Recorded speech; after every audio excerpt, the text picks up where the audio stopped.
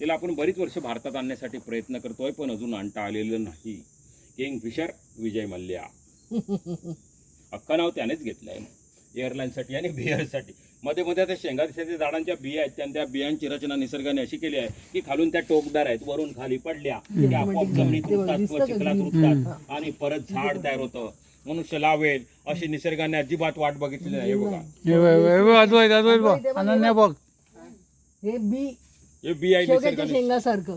आणि त्याची रचना निसर्गाने अशी केली की खालून खाली टोकदार आहे, पडलं, वरून आता खाली नवीन पडलं झाली. की आपोआप जमिनीत किंवा चिखलात रुततं आणि परत झाड तयार होतं. मनुष्य लावेल अशी निसर्गाने अजिबात वाट बघितलेली नाही, कारण निसर्गाला माहित होतं की मनुष्य प्राणी लावणार कमी, असलेले तोडून टाकणार. त्याच्यामुळे त्यांनी स्वतःचं डिझाईन स्वतः तयार केलं. आणि शेंगा दिसतात त्या झाडाला आपण मराठीमध्ये कांदळ म्हणतो.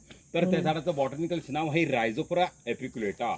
त्याच्यामध्ये आपल्याकडे 5 जातीची झाडं आहेत. रायझोफोरा एपिक्युलेटा आहे, रायझोफोरा मुक्रोटा आहे, ब्रुगेरा जुमनुराइज आहे, सिरिफ स्टॅगेल आणि कॅन्डेलिया कॅन्डेल ही बारीक पानाची प्रजाती ही वेगळी आहे. याला आपण मराठीमध्ये तिवर म्हणतो. ॲबिसिनिया मरीना हे जे ह्याच्यातली आपल्याकडे दुसरी पण एक प्रजाती आहे ॲबिसिनिया एपिसोनालिस. आता मागे एक झाड आहे, त्याला आपट्याच्या पानासारखी पानं आहेत. ते झाड आपलं महाराष्ट्र राज्याचं मगाशी दाखवलं होतं, ते झाड आपलं महाराष्ट्र राज्याचं मँग्रोव्ह मधलं राज्य वृक्ष किंवा राज्य ट्री. हे बघा ते 2 पण असलेलं बरोबर. त्याला गोल आकाराची हिरव्या कलरची सफरचंद सारखी फळं येतात. त्या फळांमध्ये स्टार्च असतो. त्या झाडांवरती रेशमाचे किडे सुद्धा चांगले पोसू शकतात. आणि आता त्या झाडांच्या फळांचा उपयोग आपल्या देवगड कॉलेजचे एक सायंटिस्ट आहेत डॉक्टर जाधव, त्यांनी त्या झाडांच्या फळांचा उपयोग कॅन्सरवर प्रभावी औषध म्हणून यूज केलाय. त्याच्यामुळे